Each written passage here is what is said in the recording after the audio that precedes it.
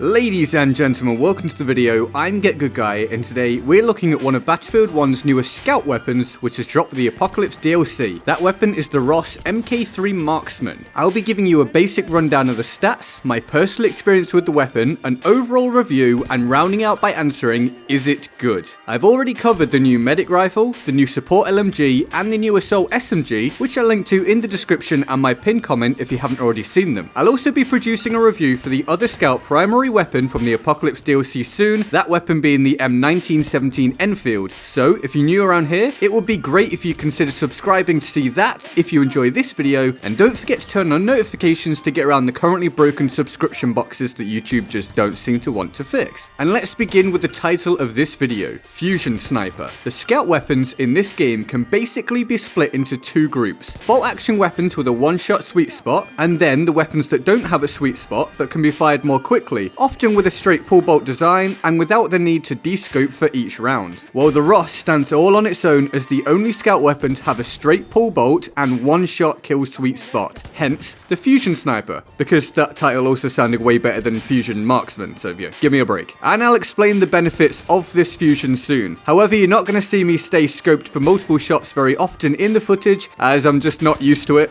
Sorry about that. I'm a bolt action sniper and old habits die hard. Anyway, first let's get some statistics. Unlike in my previous Apocalypse DLC reviews, for the stats today I'll be predominantly using Simthic.com, as they have now updated their site with the new weapons. Simthic provides far more detailed information than you can find within Battlefield 1 itself, and it will help us to further analyze the strengths and weaknesses of the Ross MkIII. So let's lead off the stats with damage, and the Ross has the standard damage numbers for a bolt action weapon, 100 max damage and 80 minimum damage. This obviously means that if you hit a full health standard infantry enemy in the upper chest from optimal range, or indeed in the head, then you'll score a quick kill. No follow-ups required. Therefore, it's important that we know the optimal range of the Ross. This stands at between 40 meters and 75 meters. This may sound familiar to a lot of you, as they're the very same numbers that the SMLE Marksman has. So if you're used to using that weapon, which a lot of people are, then you may find the transition to the Ross a little easier than those that aren't familiar with the SMLE. This is also backed up by the Ross having the very same bullet velocity as the SMLE, standing at 740 meters per second. If you're not aware, this isn't particularly quick or particularly slow. For example, the Gewehr 98 sits at 880 meters per second, the M1903 Marksman and Sniper sits at 820, and the Russian Sniper also sits at 820. However, the 740 that the Ross has does compare favourably against its straight pull bolt competitors. For example, the Gewehr M95 at 620, the Kakano at 700, and also beating, somewhat of an outlier, the Russian Trench, which sits at 580. So you're now really starting to see the benefits of the Ross being a so-called fusion sniper. It has a sweet spot, a familiar bullet velocity and range for many players, and still has superior bullet velocity to the other straight pull bolt rifles. It's then placed around the upper middle of the pack for rate of fire in the scout class, with 62 rounds per minute, only 4 rounds slower than the Gewehr M95. It also then has a standard 5 rounds available per reload. Obviously though, you can't have the best of both worlds in every way, so the Ross does have lesser hip fire and spread stats than the Kakano and the Russian Trench. But overall, it's sounding pretty good, I think. It's got very strong characteristics of both main scout weapon archetypes you find in Battlefield 1. It's not exactly the strongest at anything, but it is a very clear winner for versatility. It's kind of a jack of all trades, master of none, but it does sit pretty high up the meta for many of its traits. The significant downsides are that it doesn't have, say, the 10 rounds available the SMLE has. It doesn't have the short range sweet spot of the Martini, and it doesn't have the hip fire stats of something like the Kakano. But what it does have is a very flexible set of capabilities that will interest scout users from both preferred archetypes. You can use it like a bolt action, as you've seen me do so for most of the footage, or you can use it as a straight pull bolt if you're missing shots, or you need more than one hit to take the enemy out and you're comfortable playing this way. So, is it good?